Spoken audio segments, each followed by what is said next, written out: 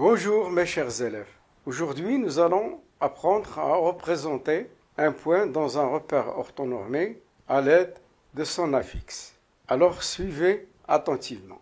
On considère dans le plan complexe les points A, B, C, D d'affixes respectives ZA est égal à moins 2i, ZB est égal à 7 moins i, ZC est égal à 8 plus 2i, et ZD est égal à moins 1 plus 5i. Voilà notre repère, c'est l'axe des imaginaires.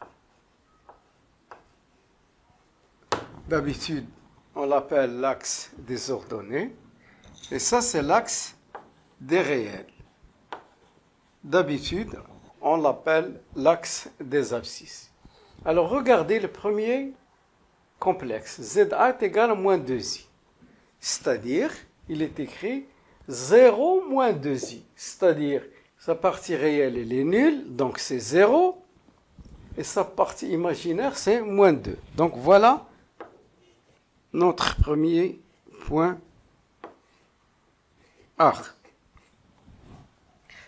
Passons maintenant au deuxième complexe, ZB, 7 moins i, c'est-à-dire il a pour partie réelle 7, et pour partie imaginaire, moins 1. Donc je compte 1, 2, 3, 4, 5, 6, 7.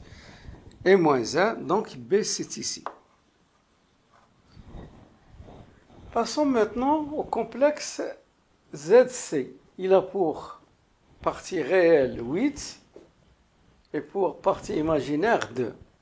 1, 2, 3, 4, 5, 6, 7, 8, et 2, donc c'est ici. Il nous reste maintenant D. D, il a pour affixe moins 1 plus 5i, c'est-à-dire moins 1, voilà moins 1, 5i, 1, 2, 3, 4, 5. Donc voilà notre point D. Donc, dans cette première question, nous avons appris à représenter des points d'affixe donnés. Seulement, il ne faut pas confondre, ça on ne l'appelle plus. C'est l'axe des abscisses, donc on va l'appeler dorénavant l'axe des réels. Et celui-là, d'habitude, c'est l'axe des ordonnées. Dorénavant, on va l'appeler l'axe des imaginaires. Alors, j'ai représenté les points A, B, C, D. Passons maintenant à la deuxième question. Calculer ZD moins ZA sur ZB moins ZA et en déduire la nature du triangle ABD. Nous allons d'abord calculer ZD moins ZA sur ZB moins ZA.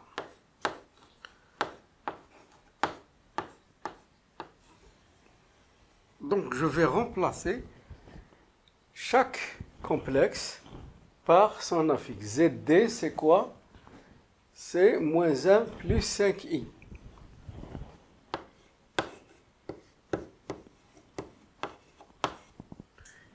ZA, c'est moins 2i. Donc moins, c'est plus 2i.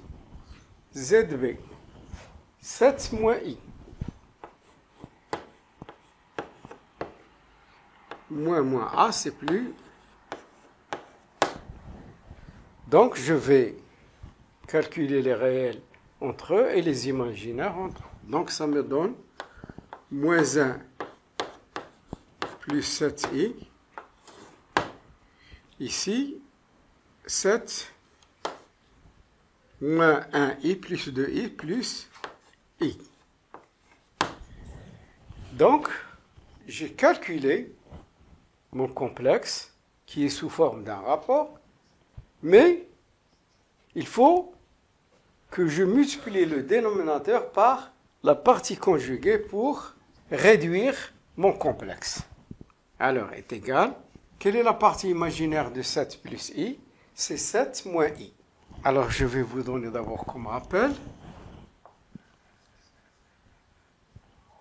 la partie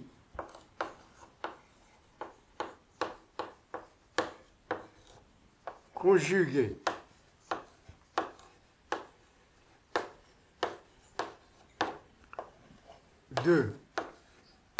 A plus IB et A moins IB. Donc, je multiplie le numérateur et le dénominateur par la partie conjuguée plus 7i. 7 plus i. 7 moins i.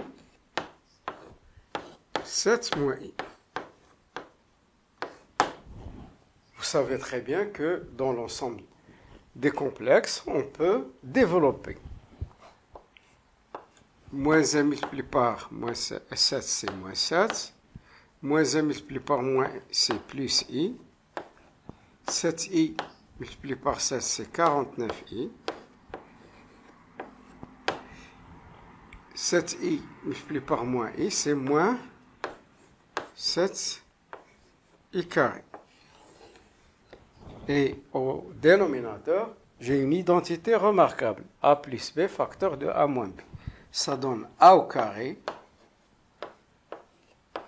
moins b au carré. Donc, j'essaye de simplifier tout ça. Moins 7. I plus 49i, c'est plus 50i. I carré, vous savez très bien, I carré est égal à moins 1. Moins 7 multiplié par moins 1, c'est donc plus 7. 49. I carré, c'est moins 1, moins 1, c'est plus 1. Donc, ça me donne deux nombres opposés. 50i sur 50 est égal à i. Donc, c'est ça l'objectif. On a montré que ce complexe, qui est sous forme d'un rapport, que c'est un imaginaire pur. Imaginaire pur, qu'est-ce que ça veut dire? Ça veut dire que sa partie réelle est nulle. Il y a 0 fois n'importe quoi, plus 1 fois i. C'est-à-dire la partie réelle est nulle. J'écris ZD moins ZA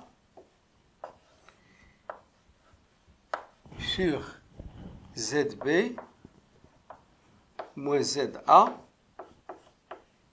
est égal à I. J'encadre mon résultat. On déduire la nature du triangle ABD.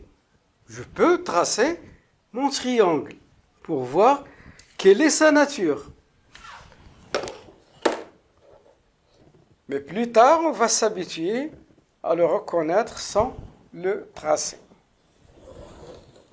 ABD.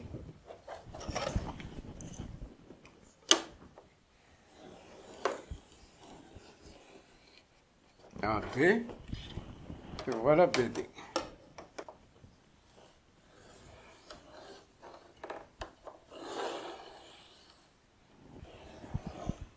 J'ai tracé mon triangle ABD. Qu'est-ce que vous remarquez?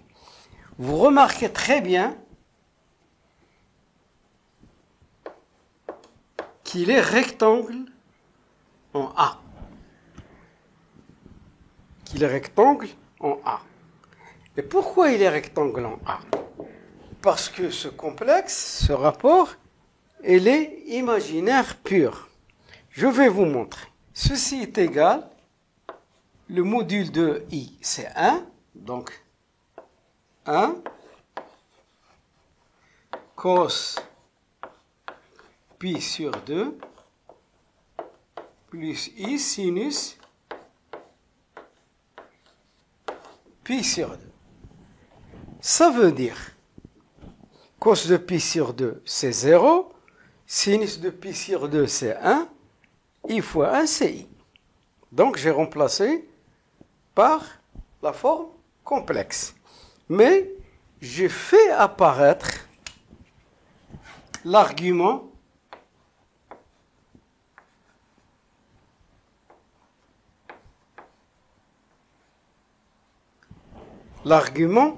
de ce complexe. Ce qui entraîne alors argument de ZB moins ZA sur ZD, pardon, sur ZB moins ZA est égal à pi sur 2 modulo 2pi. Vous voyez, c'est pour ça, lorsque je trouve un imaginaire pur, on dit toujours que le triangle est rectangle, ou que les droites AD et AB sont perpendiculaires, ou que les vecteurs AD et AB sont orthogonaux. C'est la même chose. C'est la même réponse. Donc,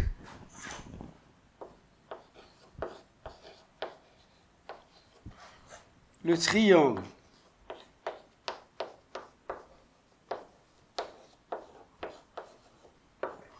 ABD est rectangle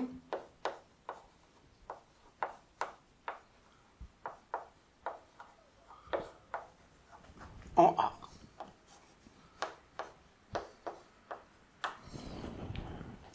Alors, je vais laisser la trace lorsque vous voulez montrer qu'un triangle est rectangle. ABC est rectangle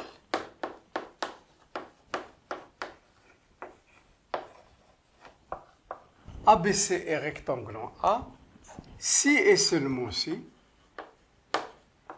ZC moins ZA sur ZB moins ZA appartient à IR, c'est-à-dire c'est un imaginaire pur. Vous trouvez I moins I, 2I, 3 demi de I, racine de 2, c'est la même chose. C'est toujours rectangle. Mais regardez, ce point, il se répète. Il est rectanglant. Si vous inversez le numérateur au dénominateur et vice-versa, ça reste toujours vrai.